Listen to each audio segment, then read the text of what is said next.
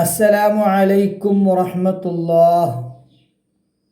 ബിസ്മില്ലാഹിർ റഹ്മാനിർ റഹീം. അൽഹംദുലില്ലാഹ് വസ്സലാത്തു വസ്സലാമു അലാ സയ്യിദി റസൂലില്ലാഹ്. പ്രിയപ്പെട്ട മക്കളെ, ഭാഗ്യമുള്ള മക്കളെ, അള്ളാഹുവിൻ്റെ ഇൽമ പഠിക്കാൻ വേണ്ടി അള്ളാഹു തിരഞ്ഞെടുത്ത പൊന്നാര മക്കളെ അള്ളാഹു സ്വർഗം നൽകി അനുഗ്രഹിക്കട്ടെ. വലിയ സന്തോഷമാണ് അള്ളാഹുവിൻ്റെ ഇൽമുമായി ബന്ധപ്പെടുക എന്നുള്ളത്. നമ്മുടെ വിഷയം 9ാം ക്ലാസ്സിലെ തസ്കിയയിലെ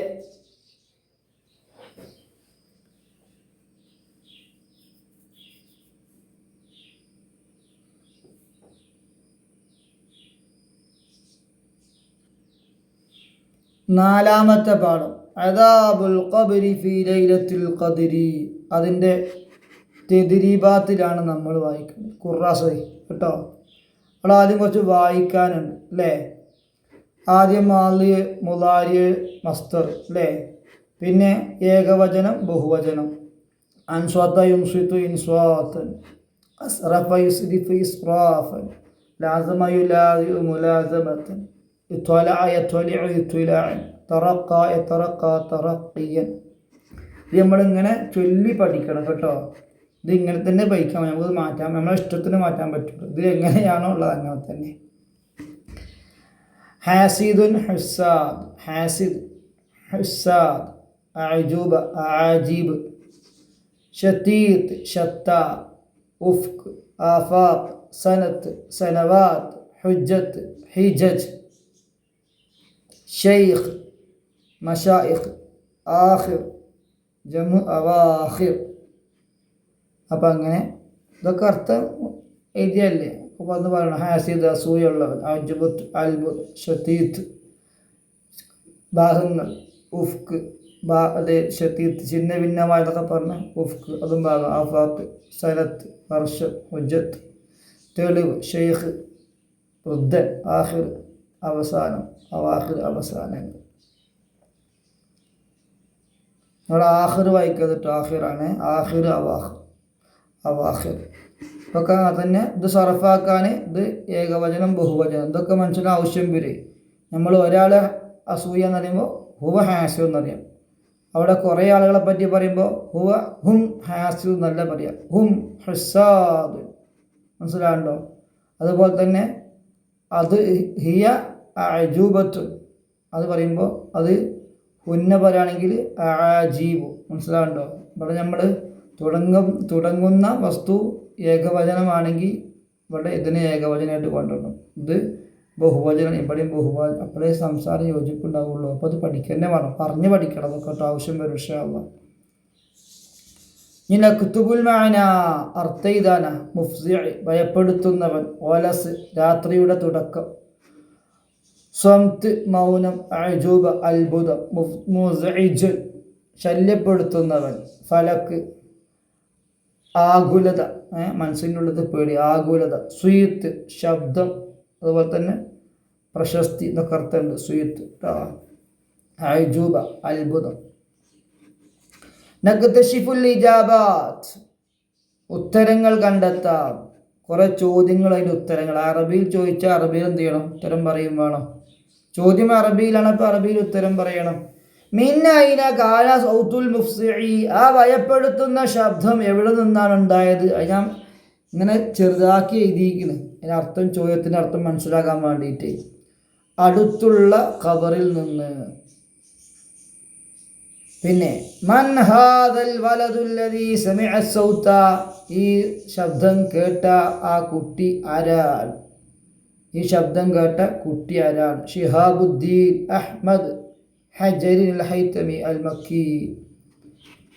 മതാസാദ ഫലക്കുഹു ആ കുട്ടിയുടെ ഉത്കണ്ഠ എപ്പോഴാണ് വർദ്ധിച്ചത്? കാരണം ഉപ്പാൻ്റെ ഖബറിങ്ങ സിയാറത്തിന് പോയതല്ലേ ലൈലത്തുൽ ഖദറിൻ്റെ അന്ന്. അപ്പോഴല്ലേ തൊട്ടടുത്ത ഖബറിൻ്റെ ഉള്ളിൽ നിന്ന് ഞെരിങ്ങലും പേടിയും കരച്ചിലും കേൾക്കുന്നു. ആ ശബ്ദം ഖബർ ശിക്ഷയാണെന്ന് ഉറപ്പായപ്പോൾ ഭൂമിൻ്റെ പുറത്തുനിന്നുള്ള പ്രശ്നങ്ങളല്ല ഞാൻ ഇപ്പോൾ കേൾക്കുന്നത്. ഞാൻ കേൾക്കുന്നത് ഭൂമിയുടെ ഉള്ളിൽ വെച്ചുകൊണ്ടുള്ള അള്ളാഹുവിൻ്റെ ഖബർ ശിക്ഷയാണ് എന്നറിഞ്ഞപ്പോൾ ആ കുട്ടിൻ്റെ ഉള്ളിൽ ഞെട്ടലുണ്ടായി, പേടി കൂടിപ്പോയി. മൻ കാന സ്വാഹിബുൽ ഖബരി വമാ കാന ദംബു. ആരായിരുന്നു ആ ഖബറുടമ, എന്തായിരുന്നു അദ്ദേഹത്തിൻ്റെ പാപം? നന്മ കൊണ്ട് അറിയപ്പെട്ട അദ്ദേഹത്തിൻ്റെ കുറ്റം പലിശ തിന്നുന്നു എന്നതായിരുന്നു. ഒരു വട്ടം കേട്ടാൽ പിന്നെ ആവർത്തിച്ച് കേട്ട ഒരു സംശയമുള്ളത് അല്ലേ? അങ്ങനെ ഉപകാരമുണ്ട് വീഡിയോ പോകുമ്പോൾ. പിന്നെ നക്തുബു ഹിവാറൻ കമാഫിൽ മിസാലി, ഉദാഹരണത്തുള്ളതുപോലെ നമുക്കൊരു സംഭാഷണം തയ്യാറാക്കാം. അൽ വലദു മിൻ ഐന ഹാദ സൗത്ത് ഫഇദാ ഹുവ മിൻ ഖബരി റജുലി അൽ വലദു ലിറജുലിൻ മൻ സാഹിബു ഹാദൽ ഖബർ അർറജുലു ലിറജുലിൻ ഉരിഫ ബിൽ ഖൈർ അൽ വലദു ലിറജുലിൻ ആഖർ ഹൽ തഅരിഫു ഹഖീഖത ഹവാലി അർറജുൽ കാന താജിറൻ സുമ്മ സ്വാറ ആകില റിബാ. ഇതാണ് ഞങ്ങളുടെ പുസ്തകത്തിലെ ചർച്ച അല്ലേ? കുട്ടി ശബ്ദം കേൾക്കുന്നു, ശബ്ദം കേൾക്കുന്നു, അന്വേഷിക്കുന്നു, ഇതാരുടെ ഖബറാണ്, ഇത് ഇന്നാളെ ഖബറാണ്,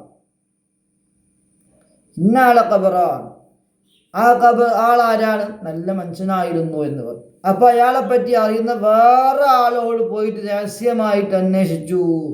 അയാളെ യഥാർത്ഥം നിങ്ങൾക്കറിയുമോ? പറഞ്ഞു, കച്ചവടക്കാരനായിരുന്നു. വയസ്സായപ്പോൾ പിന്നെ കച്ചവടം ചെയ്യാൻ കഴിയാതായപ്പോൾ സംഭരിച്ച് വെച്ച സമ്പത്ത് പലിശയ്ക്ക് കൊടുക്കാൻ തുടങ്ങി. ഇതാപ്പോൾ നമ്മളെ മിസാൽ. ഇനി അതേപോലെ നമ്മൾ സംസാരം ഉണ്ടാക്കുകയാണ്, ചർച്ച ഉണ്ടാക്കുകയാണ്, ഒരു സംഭാഷണം. എന്താ സംഭാഷണം? ബഷീർ, അസ്സലാമു അലൈക്കും വറഹ്മത്തുള്ളാഹ്. അഷ്ശരീഫ്, വഅലൈക്കും അസ്സലാം. ഷരീഫാണ്, ഷരീഫ് മതി. അതിലൊന്നും അലിഫ്ലാമ് കയറിക്കൂടൂലേ?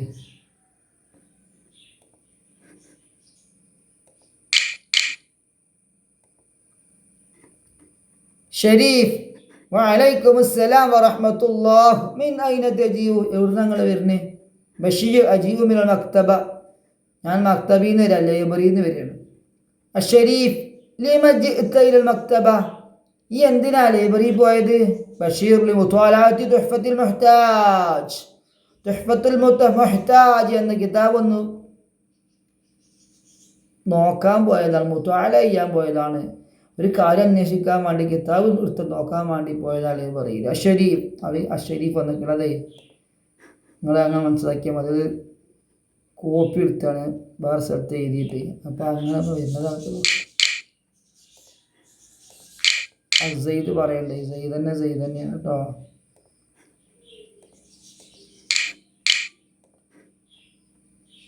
അലിഫ്ലാമ് കൊണ്ടുവരുമ്പോൾ കാരണം ചോദിക്കുക, എന്തിനാണ് ഈ അലിഫ്ലാം ഇവിടെ ഞാൻ ചോദിക്കുമ്പോൾ പറയേണ്ടി വരും.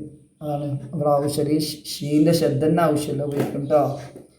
ബഷീർ, ഷരീഫ് ചോദിക്കുക, ലിമൻ ഹാദൽ കിതാബി തുഹ്ഫത്തുൽ മുഹ്താജ്, ആരെ കിതാബാണ്? ബഷീർ, ലിബ്നി ഹജറിനിൽ ഹൈതമി റഹിമഹുല്ലാഹ്, ഇത് ഇബ്നു ഹജർ ഹൈതമി തങ്ങളെ കിതാബാണ്. ഷരീഫ് ചോദിക്കുക, ഹുവല്ലദീ ദറസ്നാ ഫിൽ കിതാബ്, നമ്മൾ 9ാം ക്ലാസ്സിലെ തസ്കീർ 4ാമത്തെ ക്ലാസ് പഠിച്ച ഓരല്ലേ ഇബ്നു ഹജർ ഹൈതമി? അതെ. ചർച്ച അത്ര മതി, നമ്മൾ കുട്ടികളല്ലേ, കുട്ടികൾക്ക് അത്ര മതി കേട്ടോ. ഒരു കാരണം അങ്ങനെ സംഭാഷണം നടത്തി പഠിക്കണം. അതൊന്നും ഉണ്ടാക്കി നിങ്ങൾക്ക് പറ്റുന്നത് നിങ്ങൾ ഉണ്ടാക്കി പഠിക്കണം കേട്ടോ, കുറച്ചൊക്കെ അധ്വാനിക്കണം. نكتب هذه النقاط عن العلامة بن حجر رحمه الله. മഹാനായ അല്ലാമ ഇബ്നു ഹജർ റഹിമഹുല്ലാഹയെ കുറിച്ച് നമുക്ക് ഈ പോയിന്റുകൾ നമുക്ക് എഴുതാം. ജനിച്ച വർഷം ഏതാണ്? 909 ഹിജറ കേട്ടോ, ഹിജറ 909. വഫാത്തായ വർഷം ഏതാണ്? ഹിജറ 974. അപ്പം എത്ര വയസ്സുണ്ടാവും? 65.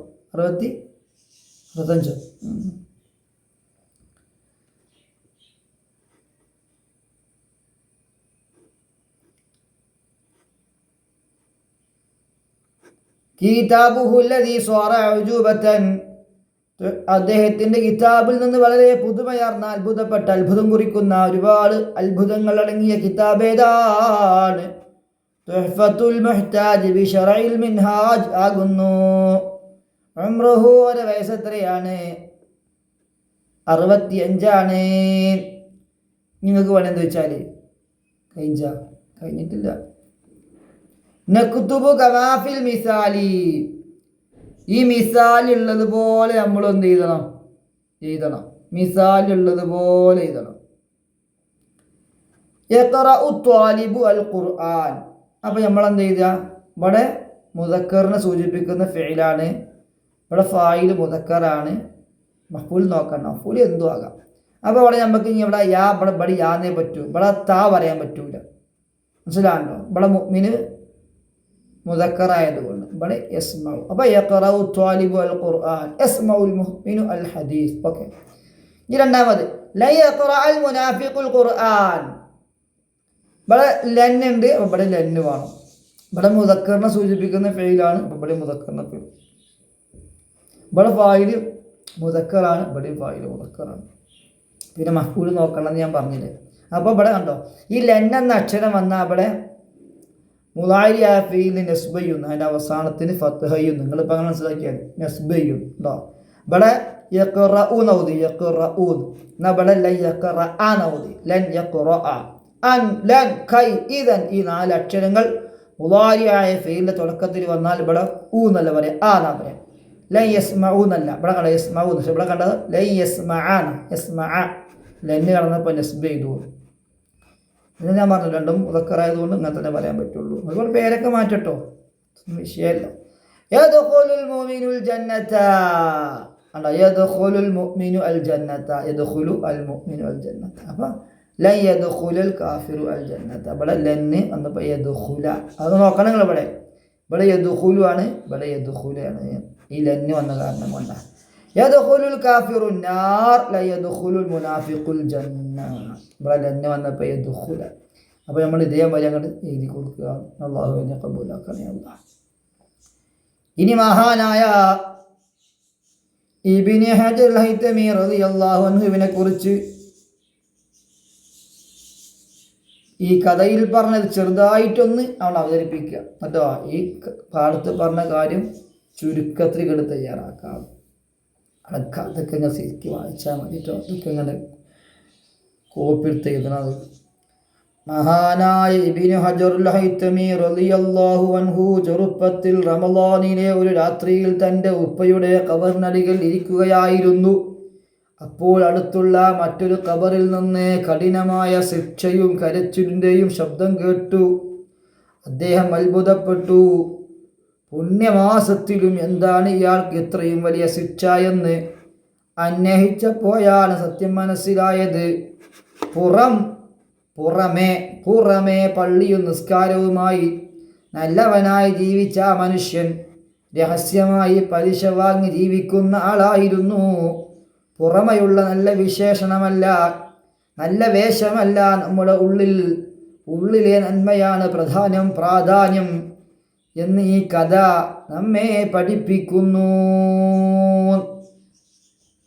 മനസ്സിലായില്ലേ? അല്ലാഹ് നീ കബൂലാക്കണേ അല്ലാഹ്. ഞങ്ങളെ ഉമ്മ ഉപ്പ ഉസ്താദുമാർക്ക് പുറത്തു കൊടുക്കണേ അല്ലാഹ്.